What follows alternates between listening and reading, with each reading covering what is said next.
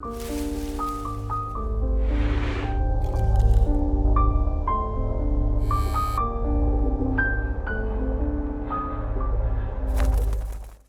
guys, it's Merce. Welcome back to Harpies in the Trees, where I review horror books with a supernatural focus. In today's video, I will be sharing with you 4 independent horror books. These are either self-published or published by an independent publisher. This is the 3rd episode of the series that I had done. I just got caught up with life and work and moving and all kinds of stuff, so everything just got pushed back. But now I'm bringing it back and I'm very, very happy because it just makes me happy to be able to give a little bit of time and to showcase independent authors. I know that it's kind of hard, to get people to see your stuff, hear about your stuff, want to read your stuff. So I definitely wanted to do that. And if you find anything here that you think you might like and you purchase it, that's going to make an author's day. It's going to make my day. And I just really hope that you like it. Originally, I thought I was going to handpick all of these books, like what I thought I would like and maybe you guys would like, but I decided that I didn't really want to gatekeep the books because, there might be something that I don't particularly like, but you might love. So I wanted to give every book a chance. So every submission I have is going to be in this series at some point at some time. One of the things I do for these videos though is I do send some synopses for the next books in line to my patrons, and they pick out which one they think should be talked about in the next episode. So I will be bringing that back to the patrons as well. This is a very cool group of books because it's very diverse. We have a supernatural book, we have a psychotic killer book, we have a middle grade sci-fi horror book, and we have a psychological horror book. So, variety, spice of life type thing. Before we jump in, please subscribe if you haven't subscribed already, and be sure to like and comment. Tell me which books sound good to you, which books don't sound good to you. Have you read them? Have you not? Okay, let's jump right in.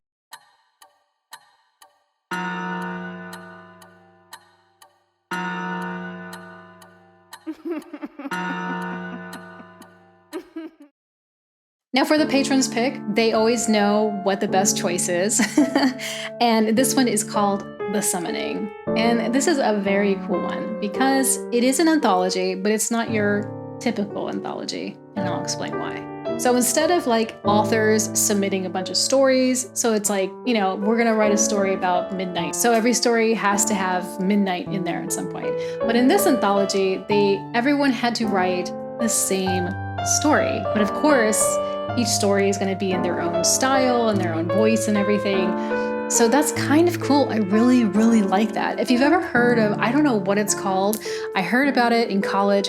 It was people would take a story that they wrote and then they would rewrite it using words that didn't have, let's say, Y in the words.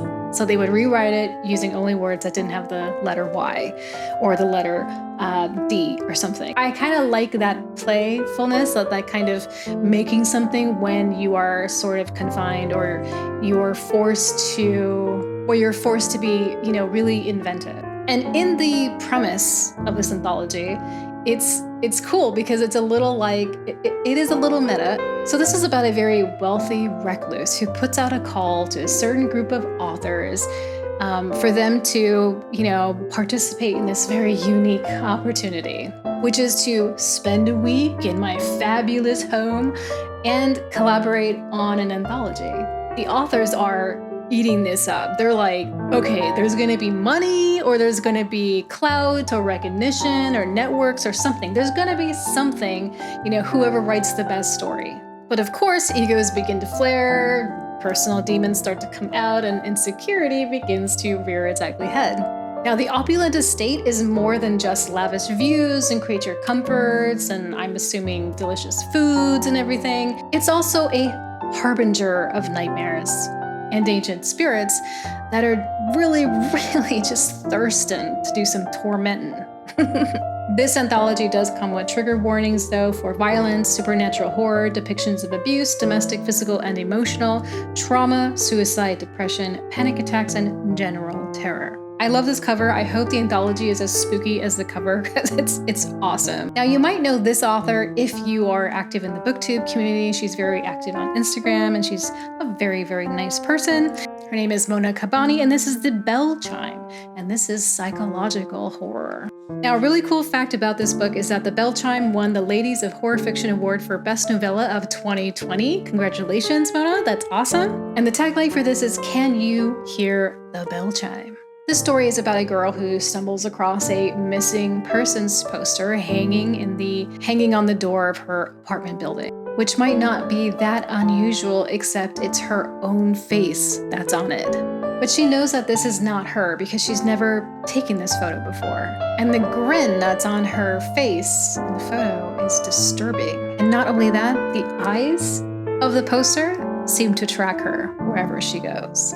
After discovering this, strange things begin to play out, and she wonders if this might have anything to do with her nightly terrors that she has and she's had for a long time. Are they bleeding into her reality, or is it just a nightmare? So this sounds cool.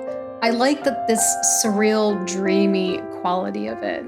You know, where you have the situation where you go to bed and then you have a dream that you're sleeping exactly like how you do in bed, and it looks all the same, but then there's like something kind of weird about it, which I actually just had a dream like that, like the other night. It was really creepy. I was laying in the bed, as I always do, in the same position that I always do, and in the dream, my boyfriend was like poking me in the back, and he was saying this one sentence over and over again, very, very urgently. Very, very urgently. And he was saying, "It's right there. It's right there. It's right there." And in the dream, like I kind of like look forward, but I don't really feel anything. But then I start to get really freaked out. Yeah, so this is what this makes me think of. So I think it's gonna be terrifying. This is something that I keep meaning to get. So I need to really make sure that I get it this time. The Cursed Coin by Culliver Crantz. This is the middle grade sci-fi horror book.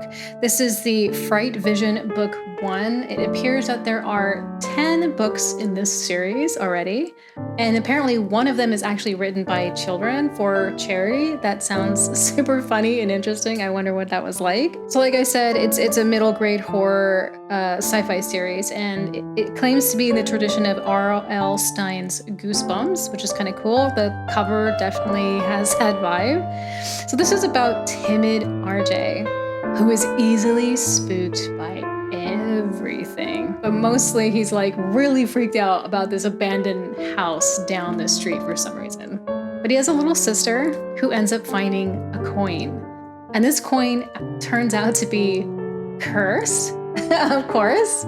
And it becomes accidentally activated when RJ holds it in his palm.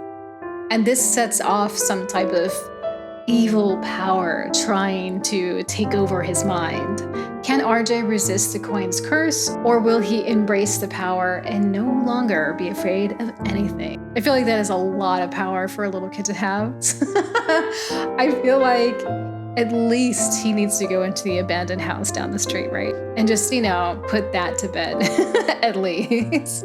But it sounds really, really cute. I think the cover is really cute. I don't really read a lot of middle grade myself, but this might be really perfect if you have kids or you love middle grade. The last one is another series as well. I don't know if it's a complete series, but it's going to be a trilogy or is a trilogy. It is called She Wants to Play.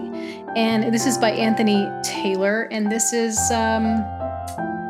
human monsters or psychotic character of some sort. And this is a revenge story. And it sounds pretty good. This story is about a group of teens who decide to explore this abandoned house. But while they're there, one of them knocks over an entire gasoline canister and it spills everywhere. The fumes are super strong, so they decide to abandon their adventure and just take off. But for some reason, later on, the house goes up in flames.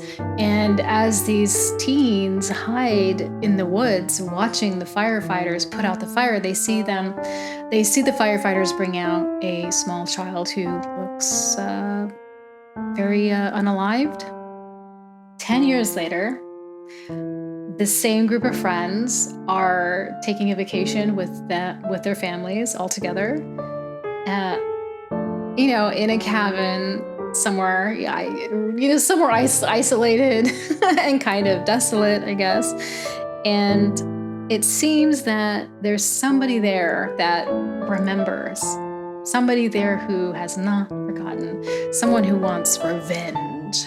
So of course, this sounds very tantalizing. There's nothing more horrible, I think, than like somebody coming after you and you don't know who it is. If you like it when people go to cabins and then, they're not alone. They're not alone. Then this could be a really, really good read for you. So those were 4 independent horror books. I hope that you found something here that interests you. If you want to purchase these books, don't forget the links are down in the description box. Easy, 1 click, that's all you need. So that is all for me. Thank you so much for watching. Please take care of yourselves, look out for each other, and I will talk to you next time.